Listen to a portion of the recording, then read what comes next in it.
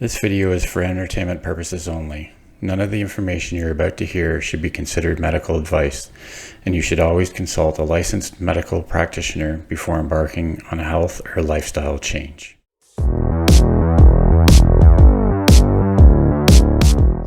Okay, so we're recording. Today we're with Heath and Shelly from Hungry Heath. It's great to have you guys here. I've been looking forward to this conversation for a while. Once I restarted this series of the interviews, the years it was one of the channels I wanted to get up here. It's just trying to get things going again and get things on a consistent basis. And it's good we could finally get this going. Yeah, thank you for having us. For sure. Thank you. Yeah. Like we've been, I don't know, I'm sure we probably met through Two Crazy Ketos. Yes, sir. As did a lot of us. And then you guys started. Did you have your channel before they did, or did you start after 2KK? We actually found them when we went keto. Yeah. Oh, yeah. In fact, I think you had your channel before us because I kind of remember them mentioning you and that you did interviews. And then we kind of, because we love cooking, so we kind of put out like a couple recipe videos. In fact, the chaffle fries was our first one, but we just weren't really consistent. And then when he got his MS, that's when we really started like diving into it and getting consistent. Sure, makes sense. But yeah, like I was saying, we've been in the same sort of community of keto folks for a few years now. Like I know most of the people that are on your live stream every Friday night are the same people I've seen out supporting other creators for quite some time. So it's good to see that community that sort of follows everyone around. So why don't we, usually with these interviews, where I like to start is sort of what brought you to keto, and then we can sort of dive into how things are going now. Okay. Well, I like to tell folks the only reason why I'm keto is because she made me. That's why I call her the warden. It was a little over 4 years ago. We were on a cruise. Her father, her stepfather, gifted a world cruise on Princess. It was amazing. We were how many days in on it? We were only 37 days on the cruise. I know it sounds weird, when there's the upcoming cruise of 7 days, people are still like, wow, that's long. But we were 37 days, only a third of the way through the cruise of a 111-day cruise. And she got sick and had to get life flighted out. Well, they were back and forth between life flight or the Coast Guard coming to getting her off. And then she was in the hospital in New Zealand for how many days was it? A total of 10 days. Yeah. And then so what I ended up is I got a flesh-eating bacteria. And by the time I went down to the infirmary, they were like, to get you off the ship now. You only have hours left. Or, if we could not wait to the next port, which was the next day, I think, and they were like, because you won't make it.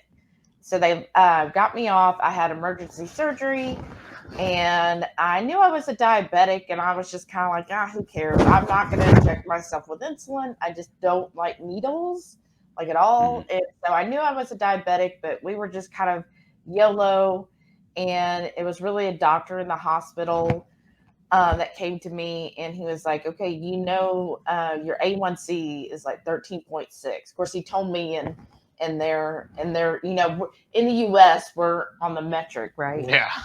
So whatever the other way that they calculate things. And he was like, your A1C is like 13.6. So that's really why you got this flesh-eating bacteria, because your body is too busy fighting itself than to fight anything else that comes in. You almost died. And I was like, oh gosh. And then that's when he like straight looked at me, this young doctor, and he was just like, so what are you going to do about it? What are you going to do about it? Yeah. And he put it, and I'm so used to, I've had doctors my whole life that are like, look, this is what you do, giving you a prescription. You need to do this, this, and this. And it was just kind of like, or maybe I just don't like being ordered. For sure. So I just was like, oh, whatever. That doctors do that all the time. Here, this is what you got to do. But the way that doctor phrased it, it was like, oh, yeah, I'm the one responsible. So he wasn't telling me, well, this is what you need to do. He was like, so what are you going to do about it? And that's like, it just clicked with me. And I was like, oh, that's right. I have to do something. And then I'd kind of heard of keto and we kind of experimented before. Like we had a friend who was doing keto meals and we got her keto meals, but we just weren't impressed. Like people loved her food and she's a great chef. She's actually a chef, but we didn't find it filling, which, a lot of people, when you go keto, it's like, wow, it's so filling, but it wasn't. We were like having to add food to it and we were only doing it for one meal, which I know is totally not what you're supposed to do. So I kind of heard about it. So when the doctor told me that, I immediately started researching, okay, how do I reverse my diabetes? There's got to be a way to reverse this, right? I don't want to be sticking myself with needles or anything. And that doctor never brought that up either. He was just like, what are you going to do? And I was like, okay, I know I need to cut out sugars. And he's like, oh, that's great. Like he got so excited. So the first person that came up when I researched was Dr. Barry talking about diabetes and how you can reverse it. And so immediately I just dove into Dr. Barry, watching everything and was like, okay, I'm going to officially go full keto. And in this interim, he hadn't even got to the hospital yet because he had to wait till he get off the ship. So then when he finally got to the hospital 3 days later, I was like, look, I'm changing things up, but you're going to have to do this with me because I just can't do it alone. So the only way this is going to be successful and we're going to last is you have to do it with me. And which I knew I had him at that point because I almost died. So I knew he was going to say yes to anything. And so I was like, look, we're going to go keto. And he was just like, what? Give up my Dr. Peppers? Give up pizza? I've always said my favorite foods have always been burgers, pizza, and tacos, which is bread. With the anti-keto, basically. So it took me a while to wrap my head around it. Yeah, and I was like, look, when we're together, when we're having meals at home, when we go out to eat together, any of that, you're going to have to do it because that's the only way I can do this. And he was like, okay. Well, by day 8 in the hospital, they were no longer having to give me insulin. Just by doing just basic keto first steps, by day 8, they were like, oh, your blood sugar is actually normal. We don't have to give you insulin. And that's when it really kind of reinforced, okay, there's something going right with this. We got to continue it because if it's already having that fast of an impact, then that means this is worthwhile. And then we're keto. That was February of 2019.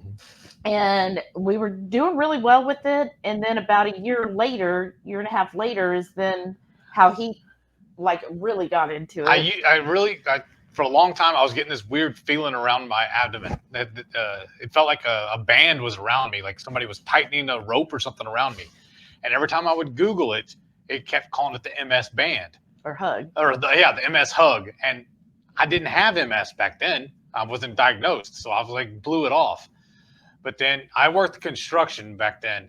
And I was walking into the house, into a brand new home. Because what I did was cabinets and quality control on them. And I had to check off on my jobs on a little tablet, a little iPad. And I was looking down at the iPad as I'm walking into the house and I didn't see there was a step ledge from going into the front door, and I tripped over it and hit my head. And like for the next couple of days, I had really, really bad vision problems. So I went to an eye doctor. She checked me out and told me everything's fine with my eyes. There's just something wrong with my head. I was like, great. That's what my wife tells me too. There's something in my head. And they finally sent me to a specialist and they did an MRI on me, and they found several lesions on my brain. They finally determined that I do actually have MS. And so I reached out to Dr. Barry again on Instagram and asked him how I could, help me with that. And he told me just keep doing my keto and just get my carbs down as low as possible and just stay strict. So that's what I've done. And that's going on almost 3 years? 2 years that I've been diagnosed. Yeah. Yeah. Something like that. You lose track of time. Yeah. I've just figured up today would be a week 116 since I've been documenting my MS journey. Yeah. So how long I've been doing it. And then I did have one flare up, and that helped me determine that I'm allergic to almonds and peanuts.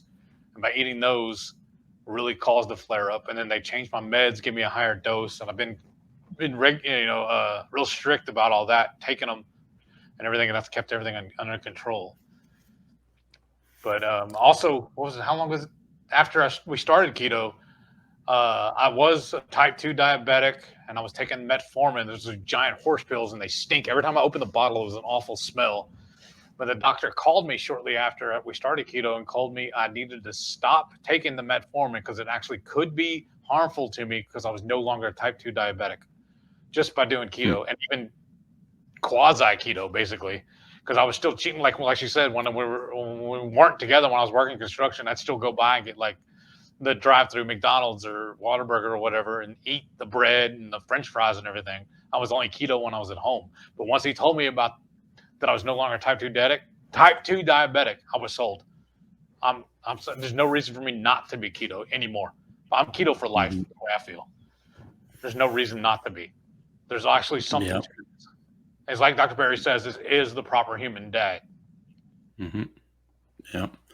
Yeah, and it's amazing how, like, even just listening to both your sort of different stories bring things together is that, and I find more and more as I do these interviews is that it seems to be there's sort of one thing in people's lives that sort of push them to making that change. Like for me, it was my grandson that I couldn't keep up with. And I'm like, okay, well, I have to do something, right? So that's sort of what pushed me towards that. Like last week, I talked to Santa from Mrs. Perfectly Imperfect Keto, and her change is when her son started having seizures. They researched about how to help their son, and keto came up, and so that's what pushed them in that direction. And now hearing both of your stories, even though you sort of started getting on the same road, but then there's always something that sort of pushes people over the edge and sort of turns on that light bulb, and it's like, hey, this makes so much sense to do as a lifestyle instead of just as, oh, well, we're just going to do this to lose weight for 6 months. It turns into something, like you say, a proper human diet that you can live on for the rest of your life. Yeah. And that was the thing too, because like when we'd heard about keto before, when we tried it, we were just like who can eat this forever? Like that just didn't seem sustainable. But then that's one of the things that kind of we push is, look, keto is actually absolutely delicious and very sustainable for long term. Because I think a lot of times people who just hear keto and don't know, they just think, oh, you're just eating a stick of butter and just bacon all the time, and who can just live off of that, and I'm not going to give up my pastas and my pizzas and my burgers. And because even like he was like, oh, a bunless, because I was like, look, well, you just still have burgers, because he was like, I miss a burger, I have to have a bun. I was like, no, you can just have a bunless burger. He's like, it's burger then. He was like so adamant about, no, a burger has to have a bun for the longest time. So we were almost childlike. So we were doing like all these keto breads for him just so he could have the bun. And then finally one day it just clicked with him. He was like, oh, you know what? I don't really need the bun. It took me a minute. Yeah. Yeah.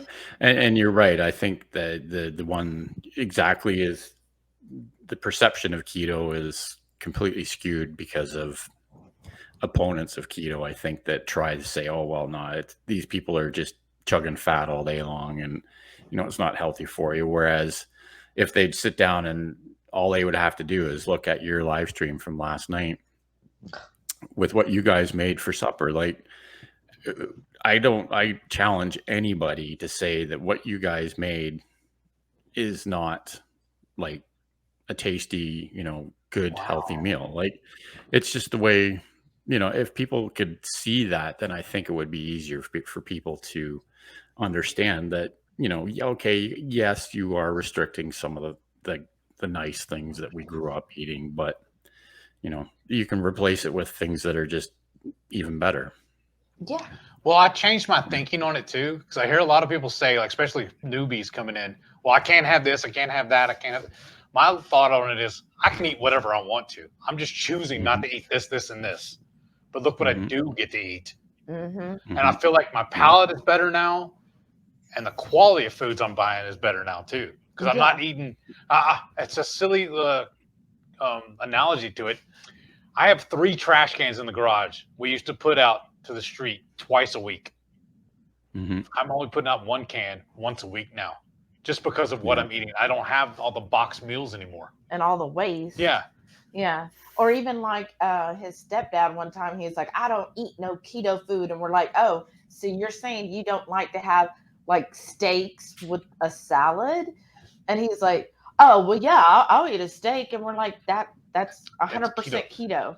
And he was just like, no, keto is like, you got to have the shake or take this different things or have. And I'm like, no, keto is just whole foods. That's why I love Dr. Barry's mantra where he's like, no pills, powders, or potions needed to do this correctly. You just eat real food. And I've taken that. Yeah. Yeah. Yeah. Like you can, obviously everybody does things differently. And, like I still buy keto bricks and, that's probably one of the only sort of keto products that I indulge in, but you've got Keto Chow. Yeah. Those are the 2 major keto companies we really were behind. Yeah. You just have to be careful to make sure that, because there is such a thing as being overindulgent in those kind of things too. Like keto bricks, that's the kind of thing where I've heard, oh, I love them or oh, I hate them. Because there's a lot of people that don't like them either. Just it's the taste of them they can't get past. But if you really like them, it's quite possible to eat way too much of that too, right? So it's the problem is again it comes back to making sure that you're trying to eat as close to one ingredient foods as you can, right?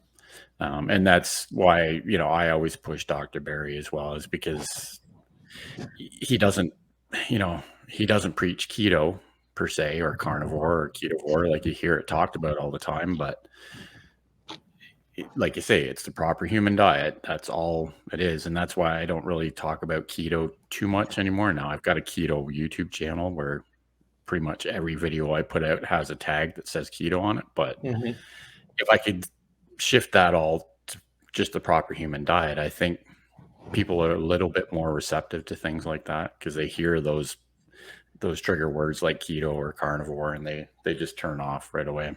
Yep.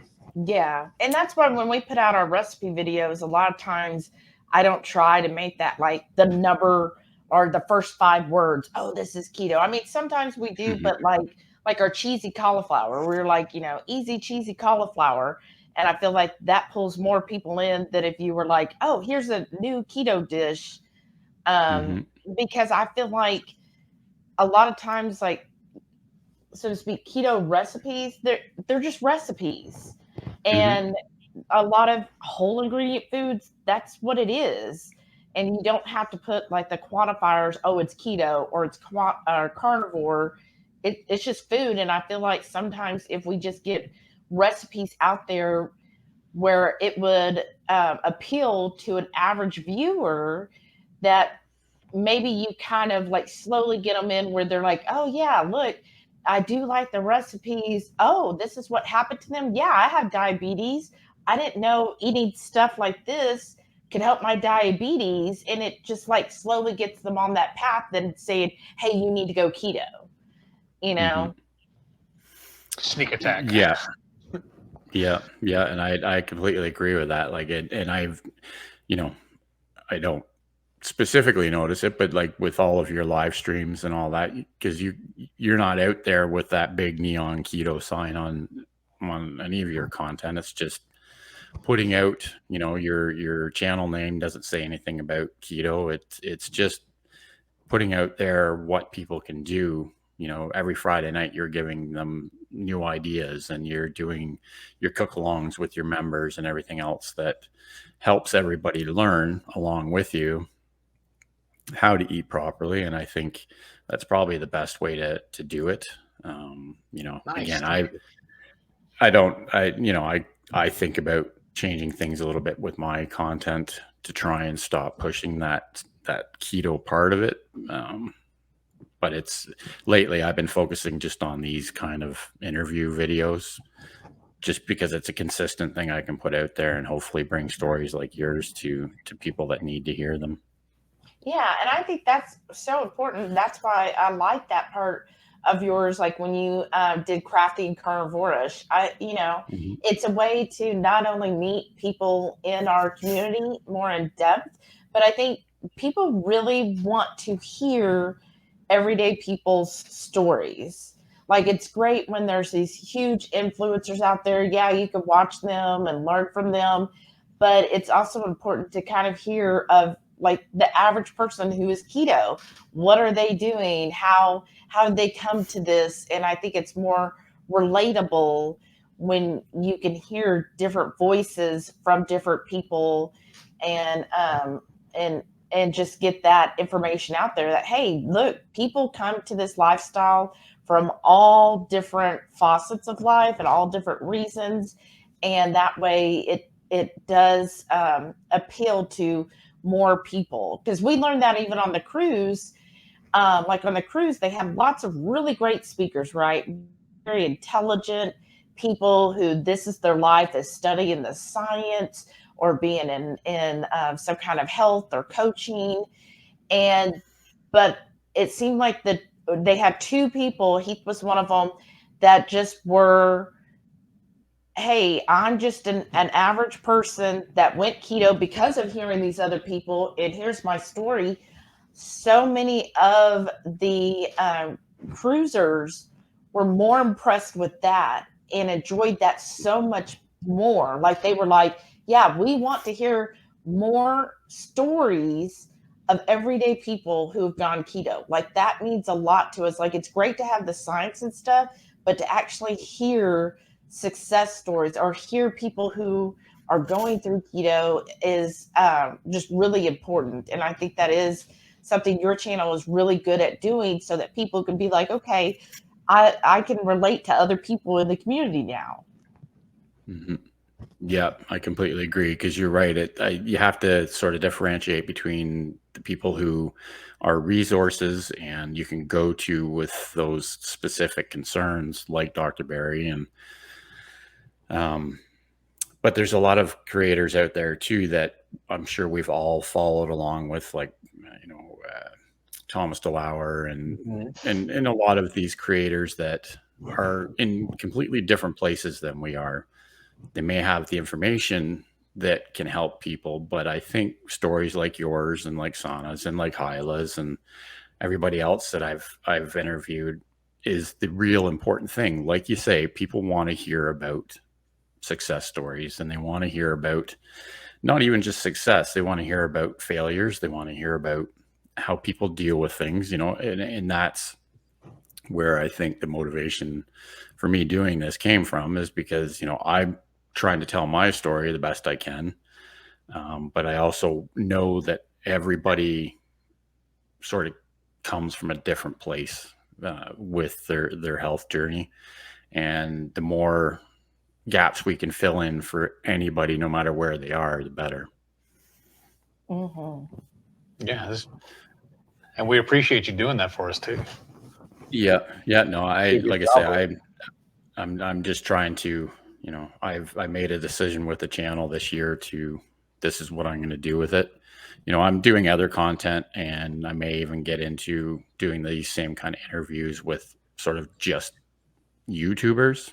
Okay. To try and build up that kind of experience too, because you have a channel, I have a channel. Most of the people I interview have channels.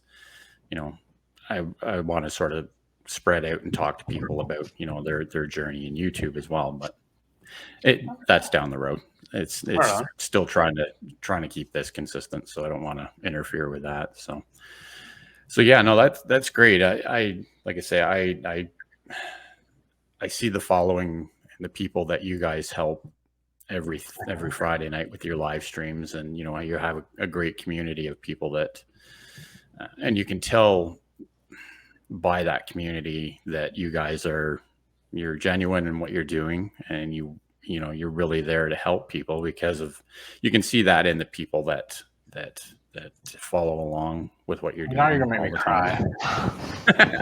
Well, you can tell with anything, especially in YouTube, you can tell who is sort of just there talking, versus someone who, or people that are really genuinely doing this, trying to help people, right? And that's what I look for in channels, and that's why most of the people I interview are, like a smaller channel, like under the 15,000 and 100,000 people. Right. It's not to say I haven't reached out to some of them. It's just they don't get back to me yet. So. Right. We'll get there eventually, though. So yeah, like it's with this. A lot of times, I like to ask people with these interviews, sort of looking back at your journey. If you were starting over, is there any kind of advice you can give to someone that is just starting out now, who may have some health issues or may not? They just want to try and get healthy. Like, is there anything that you would suggest that they start with, or a place they can start from? I think mainly, especially what I've seen, a real big trend right now is don't focus on the scale.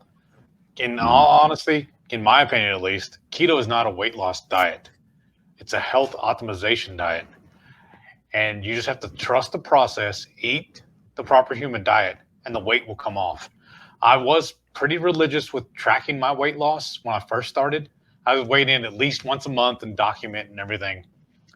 Because when I started, I'm pretty sure I was close to 500 pounds. When we bought a scale and I stepped on it, it maxed out at 460. But I'm pretty sure it went over. And I was wearing a size 8X t-shirt and 52-inch jeans and size 13 shoes. I've gone down to a 2X shirt, 46-inch jeans, and a size 11 shoes now. But I started, like I said, I wasn't focusing on the weight loss because I was like, I didn't put on all my weight overnight. I'm not going to take it off overnight. It's going to happen when it happens. You just have to trust the process and just keep doing it. It's going to happen when it happens. Mm-hmm.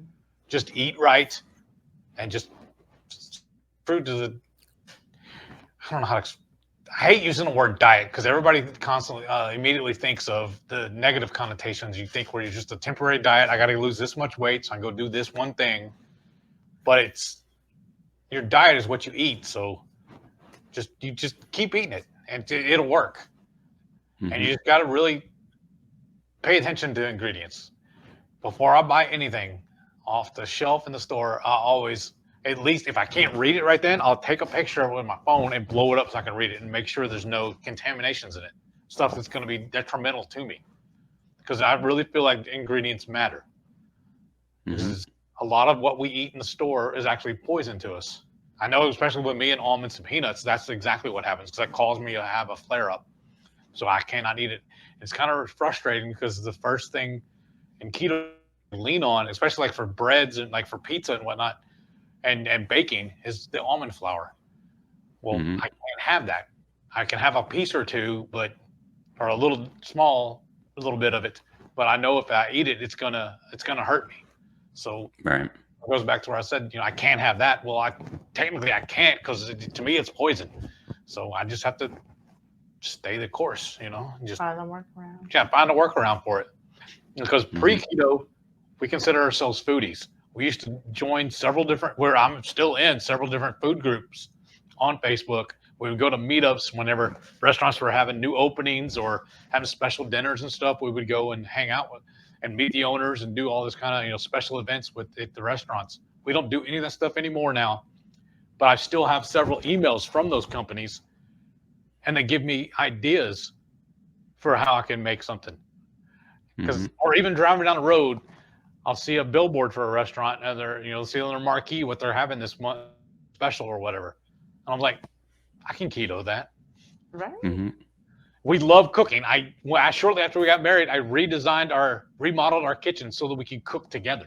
Yeah. So that's why our biggest focus when we are doing like the live streams and stuff is about cooking, because we still love to cook even though we're keto. Yeah. You can have both. Mm-hmm. A lot of people feel like they have to give up all this stuff and they can't eat anymore. They have to watch their intake. I don't do it. I don't track way anymore. I don't even count carbs anymore. I know what I'm eating is low carb, so there's no sense, in my opinion. I don't track any of it. I just eat. Yeah. Until, like Dr. Barry says, until you're comfortably full. And there'll be many nights where I have a big old plate of food. I can't finish it. I just push it away. And I put it left the next day or something. Yeah. Or I give it to the dogs. Well, and I think that kind of goes back. Like, I would say the other thing is don't stress about it, because sometimes I do catch people who are new to it, or if they're struggling, they kind of do the spiraling of, oh, they don't feel like they're being successful, or there's so much information out there. You know, this influencer says this influencer says that, and they start stressing and getting down into the weeds. Don't, just do simple. Like when I very first started keto in the hospital, all I did was get rid of anything that had sugar. So I, on a little hospital menu, I was like, okay, no desserts.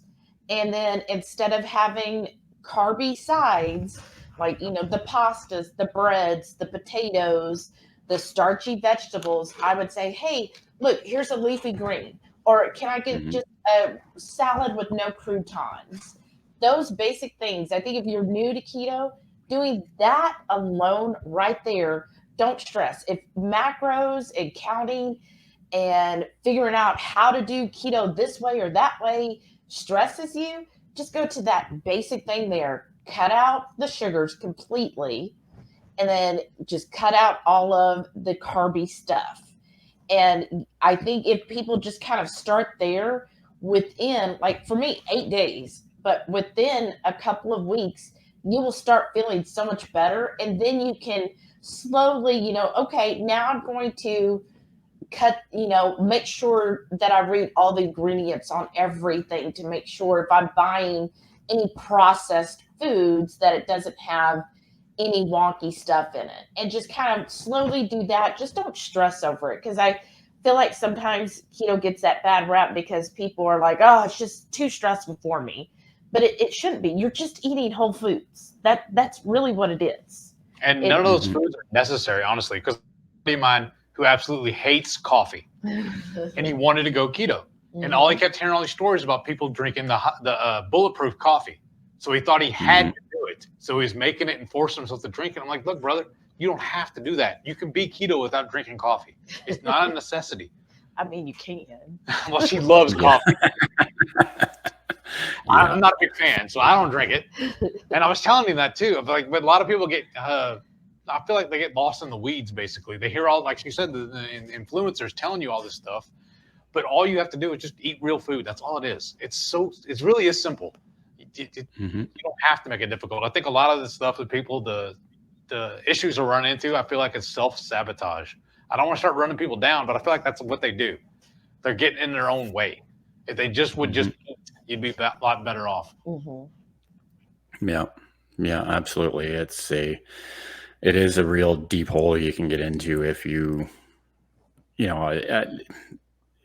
one thing I try and tell people is you got to just don't go down that rabbit hole, because you'll never get out. Just start doing something. Make one change today, make another change in a week. Just like you say, make it simple.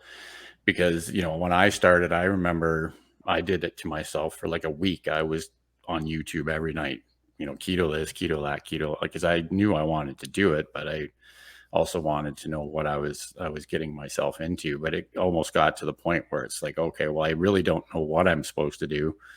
So I said, okay, well, forget all this. I'm just going to do it. So, you're right. Everything you're saying there makes a lot of sense. People do get in their own way. We've both seen it online. A lot of people get down on themselves because they don't see, the results that we've had over 4 years overnight. you know, Right. and people just have to realize, and, you know, like thankfully there's enough real stories out there of people that can say, okay, well, wait a minute. Like you said, you didn't get unhealthy overnight. Most people, it took them decades, right? So Oh, yeah. you're not going to get healthy overnight, but Shelly, like you said, it really doesn't take that long to start seeing the real results of removing the processed sugars and stuff from your diet. Mm-hmm. So cool. Well, it's like I said, I really appreciate you guys coming on here. I enjoy hearing everybody's story, and this I have no doubt everybody will want to hear about or hear your story as well. So why don't I'm going to put all your information down in the description of the video, but if you want to tell everyone sort of about your channel and what you guys have going on, and then we'll wrap things up. Oh, okay. This has been fun. Yeah.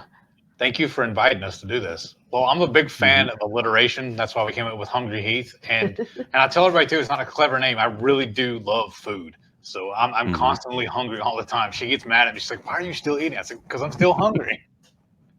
But that's the name of the channel. And then we also have a Facebook group. It's the Hungry Horde Headquarters. No, it's just Hungry Horde Headquarters. See, Triple H. This is why he's the boss.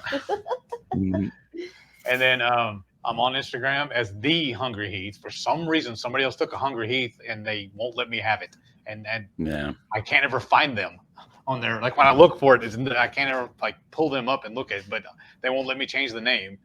But I'm on there as that. And then like you said, we do this every Friday night at 6:30 Central. We do the Friday night feast because again, I love alliterations. And then you put out every week. Yeah, I do once a week. I do my MS journey. I show y'all just an update on what's going on with me, and then I do basically a vlog on what I eat for the whole week. And I like 99% stay keto. Right. On those stuff. Every once in a while, I have a little dip where I don't, but it's few and far between. Okay.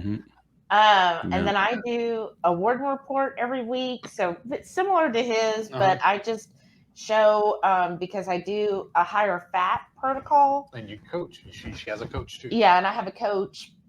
And so we do higher fat. And so I just show basically ways of getting high fat because I get a lot of people who are like, I can't get 80%, and I get mostly 90% high fat, and they're just like, there's no way, you got to eat sticks of butter. So I show really, I feel like easy ways of increasing your fat with, like, I never eat a stick of butter. So I don't understand when people are like, oh, I have to eat a stick of butter because I need so much more fat. It's like, there's so many ways to increase your fat naturally that, you know, you don't need to be doing that, and you could still get high fat on keto.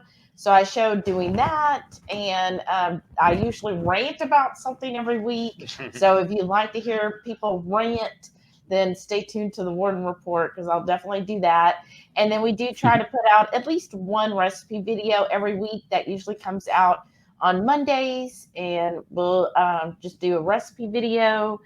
And then Fridays, you know, we always have some kind of recipe that we do on the live. Yeah. Yeah. What I was going to add, I just forgot. Just went blank. I'm sorry. Yeah, no, that's great. And like I say, I'll put links to everything down in the description of the video so everyone can check you out. I have a feeling, you know, because like I said, we're in this community that most people that follow me are already following you. But for anyone that hasn't found you yet, I'll definitely have some links out to your content. Oh, well, thank you, sir. So that they can go check you out as well. So yeah, so let's I guess we'll wrap it up there. Unless there's anything else you wanted to add before we go. I'll think of something after we stop recording. That's the way it always goes. Right.